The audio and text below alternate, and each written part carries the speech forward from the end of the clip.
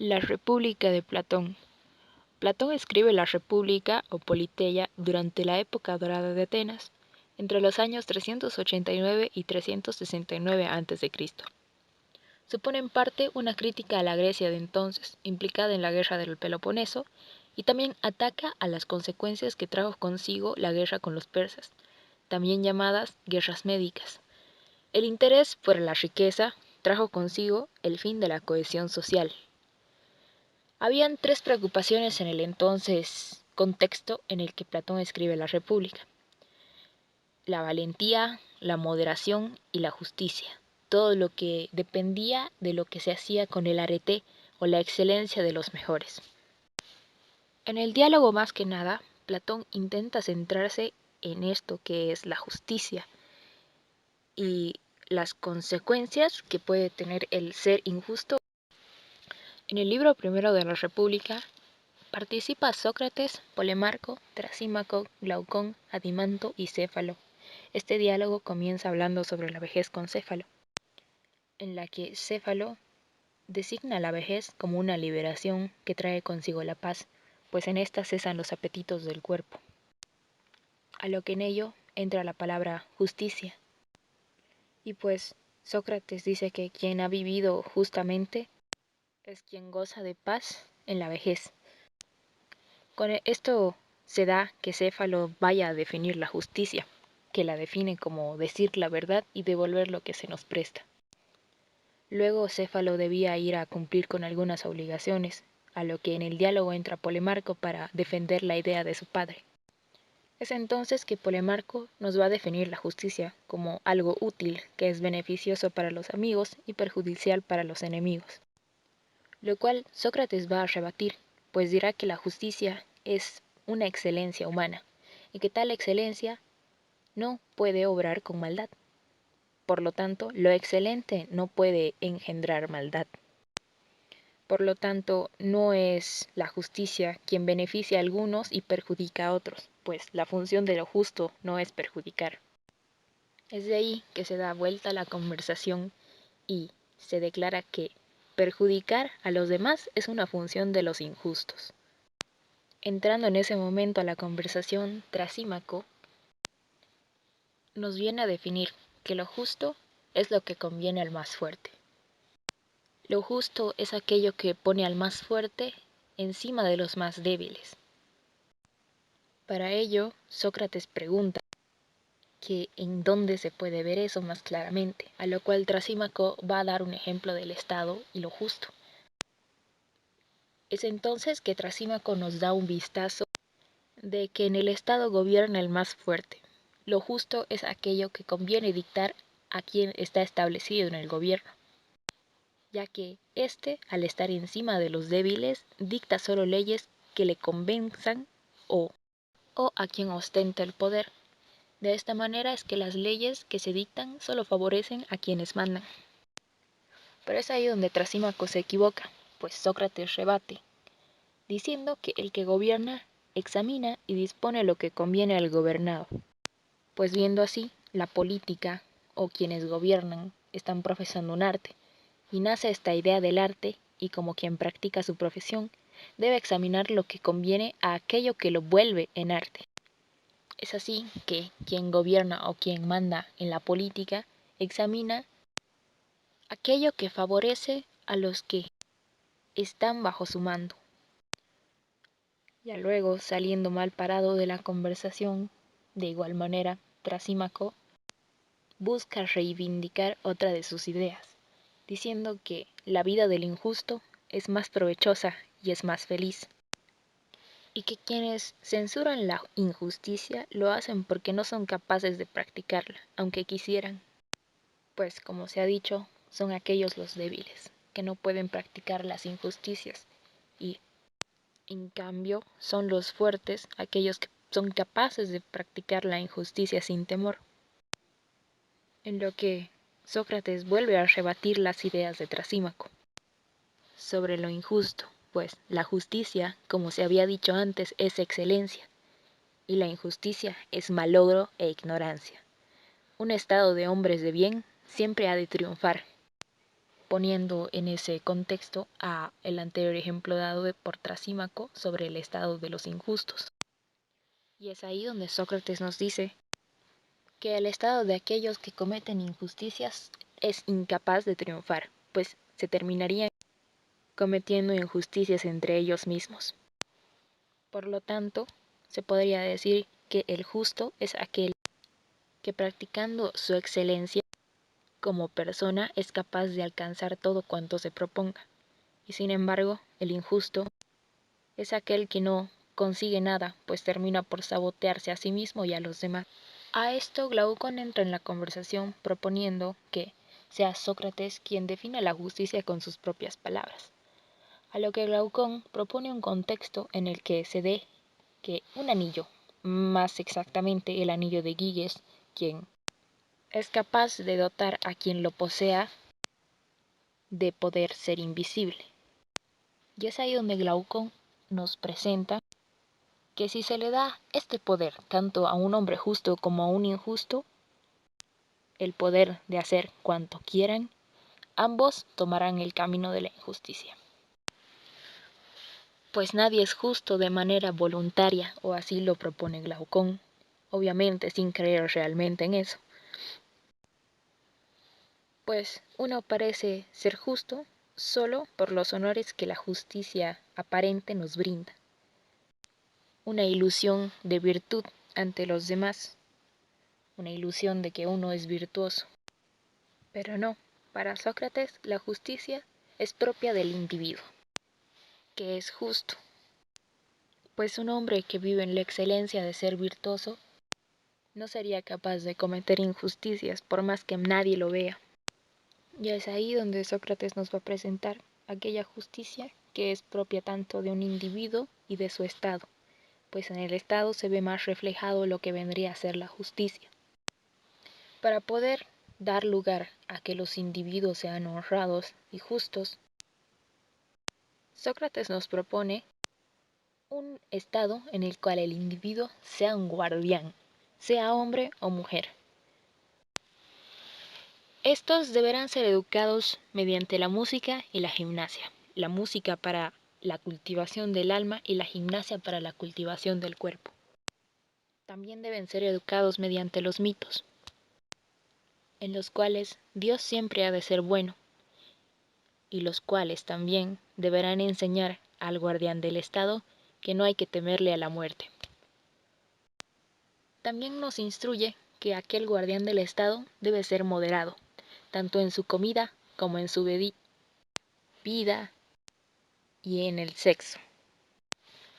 Estos guardianes no pueden ser apegados a la riqueza, y solo serán instruidos en la música dórica y la frigia, pues mediante la música se puede conocer la belleza.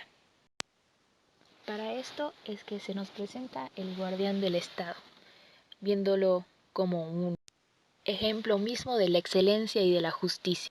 Por lo tanto, este deberá de cultivar paralelamente alma y cuerpo. Debe estar lejos de los dulces para poder cultivar su cuerpo. En lo que es referente al cuerpo, también se nos habla de la medicina en dicho estado. Y se nos propone una anécdota sobre Asclepio, para quien se dice que para él no valía la pena prolongar la vida de quien tiene el cuerpo enfermo, pues curarlo no es provechoso para el estado.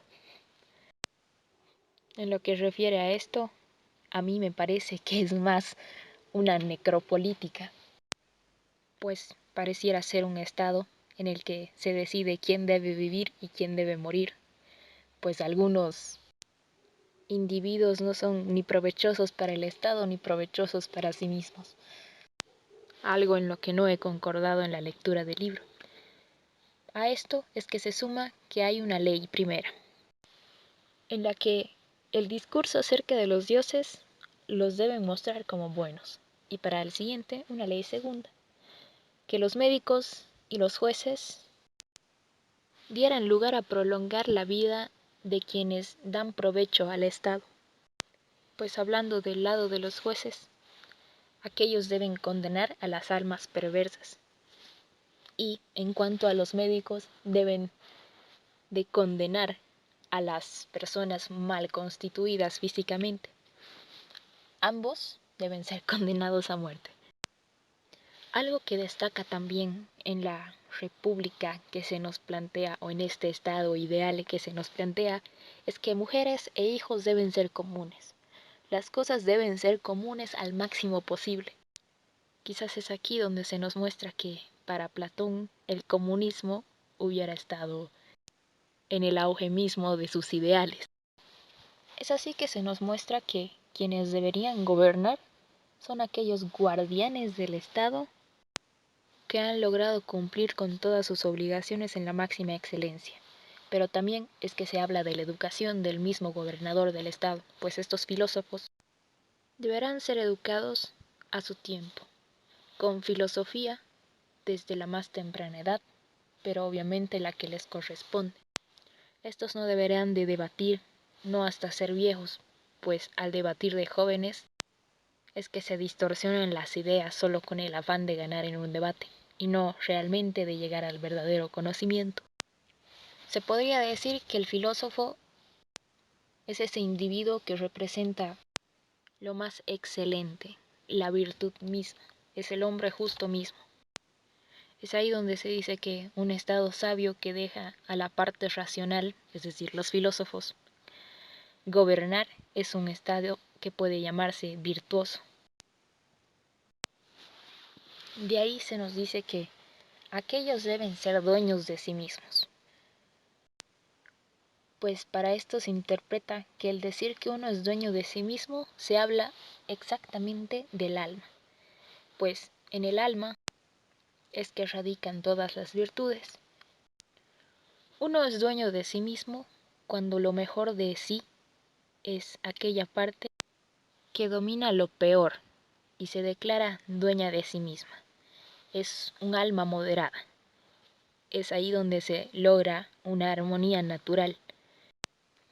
En cambio, aquellos que no son dueños de sí mismo es por el hecho de que lo peor de sí es lo que domina lo mejor. Y es así como se declara un alma inmoderada, lo que hace engendrar al hombre injusto. Es entonces donde se nos da la idea de que la justicia es hacer lo que es propio de uno mismo, es propio del filósofo gobernar, es propio del guerrero defender, es propio del artesano y del labrador lo que es su arte. Y es donde se engendra la justicia cuando aquel a quien no corresponde hacer cierta obligación termina por hacerla, aun sabiendo que no le corresponde. También se nos propone la idea de que cómo es que podríamos hacer que el pueblo vea al filósofo como digno de gobernar cuando es que se lo califica de inútil, vago o simplemente inservible para el Estado.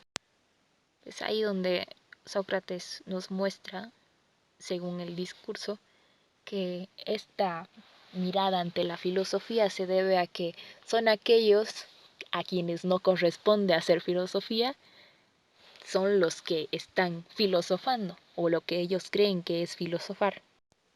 Aquí de alguna manera están refiriéndose a los sofistas, y se los toma como lo peor de la sociedad, pues terminan por dar una mala imagen de la misma filosofía, ya que solo la usan de manera conveniente. Terminado esto, es que se nos presenta al individuo y al Estado, en el que lo más justo es aquello que engendra justicia, y que el obrar injustamente engendra injusticia. Para que el hombre sea justo y el Estado sea justo, es que se nos ha presentado que debe ser moderado, debe ser valiente y debe ser sabio. El Estado en cuanto a gobierno y el individuo en cuanto al alma. Entonces se nos propone que hay 5 modos de alma y de gobierno. Estos 5 modos de alma y de gobierno están enumerados del mejor al peor. En el mejor y en el primer lugar estaría el Estado y el hombre real, del cual hemos estado hablando durante todo el video. Este es el que se nos presenta según la idea de Platón. En segundo lugar estaría el Estado y el hombre democrático. Aquel Estado en el cual el hombre es avaro, es imponente y quiere ser venerado, pues se da mucho favor a lo que vendría a ser la apariencia de ser excelente. En tercer lugar estaría el Estado y el hombre oligárquico, en el cual hay un gobierno de ricos. Si bien se venera la riqueza, pero se olvida la excelencia. Este Estado oligárquico es engendrado por el Estado democrático, en el cual habían sido ávaros los padres, pongámoslo así. Por lo tanto, los hijos iban también a venerar la riqueza, pero a diferencia del Estado democrático, este es un estado de los ricos que son pocos, y los cuales terminan por suprimir a los demás para que no los alcancen en riquezas. Es de ahí que nace el cuarto, el Estado y el hombre democrático, en el cual, al haber sido hijos de hombres que los han suprimido, terminan por fundar un Estado en el cual se rebelan y se dicta un ideal de libertad, un Estado polícroma en donde hay miles de ideales, todos se respetan y todo es tolerante. Este es un gobierno demasiado libre, pero también demasiado descuidado, para lo cual cultivar o no la excelencia es una opción de cada quien. Y por último estaría el Estado y el hombre tiránico, el cual es engendrado por el hombre y el Estado democrático, debido a que ha habido demasiada libertad y demasiado descuido en la cultivación de las excelencias y de las virtudes, es que nace el hombre tiránico, el ser más infeliz. Para finalizar, se da la alegoría del mito de la caverna, en donde hombres que están atados de espalda viendo a la pared, en donde se nos muestra únicamente las sombras de las cosas, termina por salir un hombre, el cual se vendría a denominar que es el filósofo. Al salir se deslumbra por la verdadera belleza de las cosas, pero más que nada por el sol, que es representado como una idea del bien, pues gracias al sol, que es lo bueno en sí, el vástago del bien, es que podemos ver las cosas y juzgar a nuestra manera. Se podría decir que el filósofo, para Platón, que ha salido de la caverna, debe volver a descender a la misma para poder ayudar a sus hermanos a salir de la ignorancia. Es así como termina la República de Platón, diciendo que son los filósofos los que terminan por sacar de la ignorancia a quienes están en la caverna, o al menos ese es su deber, pues una sabiduría que no se comparte no sirve de nada.